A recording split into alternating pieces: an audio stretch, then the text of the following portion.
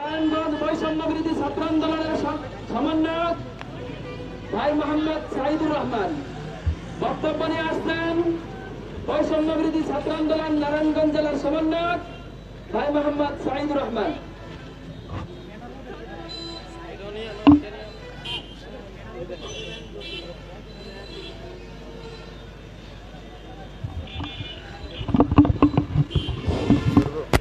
বন্ধুগণ, বৈষম্যবিরোধী ছাত্র আন্দোলন সিদ্ধিরগঞ্জ থানার ছাত্রছাত্রীদের পক্ষ থেকে আমাদের মাইকের আওয়াজ যাদের কান পর্যন্ত পৌঁছচ্ছে, আপনাদের সবাইকে সালাম এবং শুভেচ্ছা জানাই। বন্ধুগণ, আপনারা জেনেছেন আজকে আমরা এই চিটাগাং রোড স্থানে কেন এখানে দাঁড়িয়েছি। আমরা আজকে এখানে দাঁড়িয়েছি চিটাগাং রোড সহ সমস্ত সিদ্ধিরগঞ্জে যতগুলো জায়গা, যতগুলো মাঠ ঘাট, নদী, পুকুর, খাল, বিল অবৈধভাবে দখল হয়ে আছে তার বিরুদ্ধে প্রতিবাদ জানাতে। আপনারা জানেন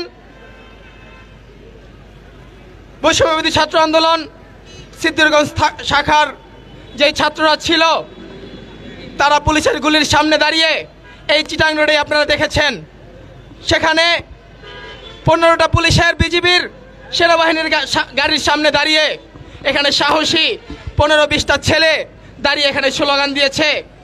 এখানে স্বৈরাচারের বিরুদ্ধে তারা বক্তব্য দিয়েছে, তারা মিছিল করেছে। পুলিশের গুলিকে তারা ভয় পায়নি। সারা বাংলাদেশে যখন পুলিশ নির্বিচারে ছাত্রদের জনতার উপরে গুলি করছিল,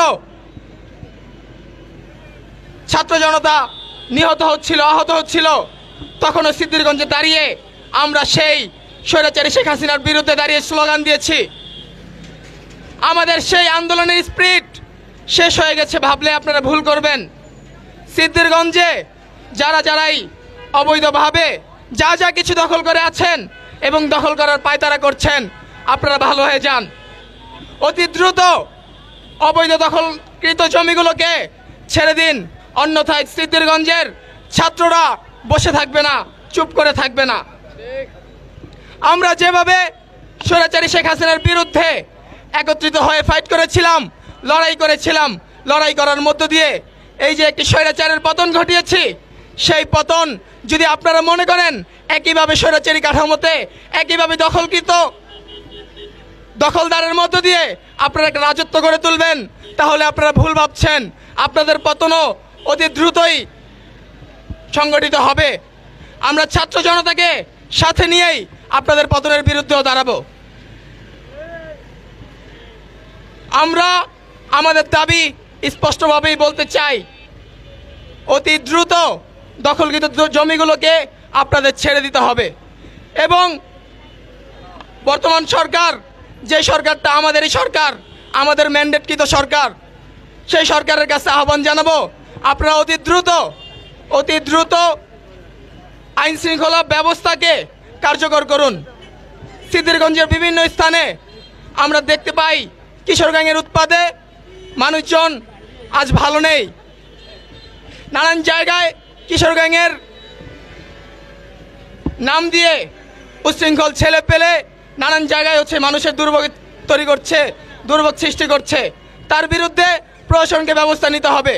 আমরা শুনতে পেরেছি নারায়ণগঞ্জের এসপি মহোদয় সে জানিয়েছে সে কিশোর গ্যাংয়ের বিরুদ্ধে কোনো অ্যাকশন নিতে পারবে না। আপনারা অ্যাকশন নিন, আমরা ছাত্ররা আপনাদের সার্বিক সহযোগিতায় আপনাদের পাশে থাকব। অতি দ্রুত আইন শৃঙ্খলার যে ব্যবস্থা, সে ব্যবস্থাকে কার্যকর করতে হবে। এই যে দখলকৃত যে জমিগুলো আছে, দখলদার যে চলছে, সন্ত্রাসী কর্মকাণ্ড চলছে,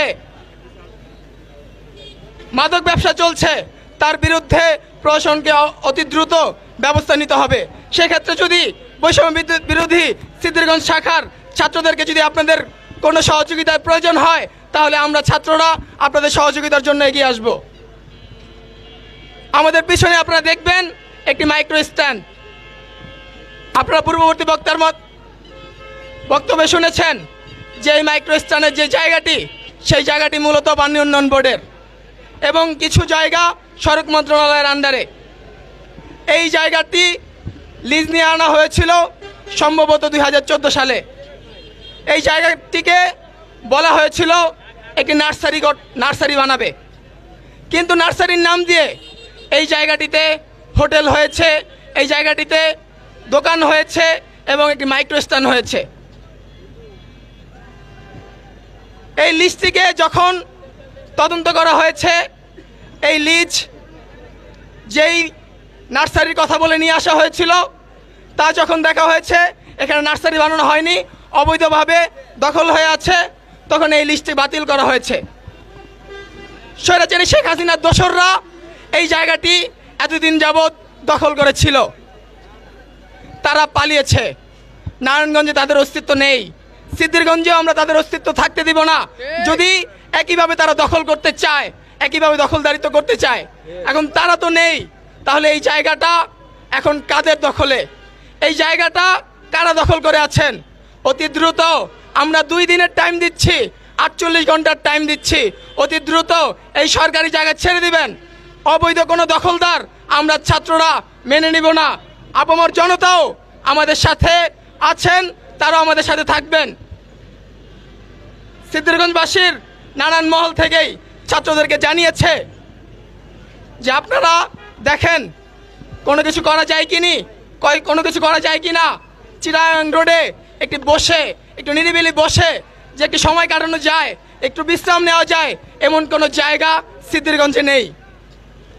সিদ্ধিরগঞ্জে একটি শহীদ মিনার প্রয়োজন এবং আমাদের যে দাবি, প্রত্যেকটি শহর উপজেলায় এই 24-এর আহত নিহত, এই 24-এ যারা নিহত হয়েছে, শহীদ হয়েছে, তাদের নামে নাম ফলকের দাবি। তার সাথে সংগতি রেখে তারা আমাদের কাছে আহ্বান জানিয়েছে চিটাগাং রোডে যাতে অতি দ্রুত একটি শহীদ মিনার বানানো হয়। আমরা ছাত্ররাও এই সাধারণ মানুষের এই দাবির সাথে ঐক্যমত পোষণ করে আমরা একটি কর্মসূচি এখানে বাস্তবায়ন করেছি। আমরা একটি স্মারকলিপি ডিসি অফিস বরাবর দিয়েছি এবং ডিসি অফিস থেকেও আমাদেরকে জানিয়েছে যে তারা প্রয়োজনীয় ব্যবস্থা নিয়ে এই কার্যক্রমগুলো আগাবে, কিভাবে এই জায়গাটিতে একটি শহীদ মিনার বানানো যায়। এখন যারা এই জায়গাটি দখল করে আছেন, আপনাদের কাছে আমরা বিনীত অনুরোধ করব 24 ঘন্টার ভিতরে আপনারা এই জায়গাটি ছেড়ে দিবেন। অবৈধ দখলদার সাধারণ মানুষও মেনে নেবে না, ছাত্ররাও মেনে নেবে না। এই জায়গাটি আপনারা এতদিন পর্যন্ত দখল করে খেয়েছেন, এতদিন এটা ভুলে যাব আমরা।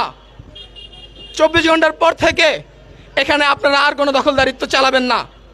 এই জায়গাটি একটি সেন্টার, চিটাগাং রোড স্থানের একটি সেন্টার।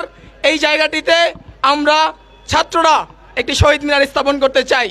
আপনারা আমাদের সাথে থাকবেন, আমাদের পাশে থাকবেন, এই আশা আমরা রাখছি এবং সারা বাংলাদেশে আমাদের যে ঐক্য, যেই শক্তিগুলো বিনষ্ট করছে, তাদের বিরুদ্ধে দাঁড়িয়ে আমরা সবাই আবার পুনরায় ঐক্যবদ্ধ হয়ে উঠব, সেই আশা ব্যক্ত রেখে আজকে আমার বক্তব্য এখানে শেষ করছি এবং আজকে মানববন্ধনের কার্যক্রম এখানে শেষ করছি।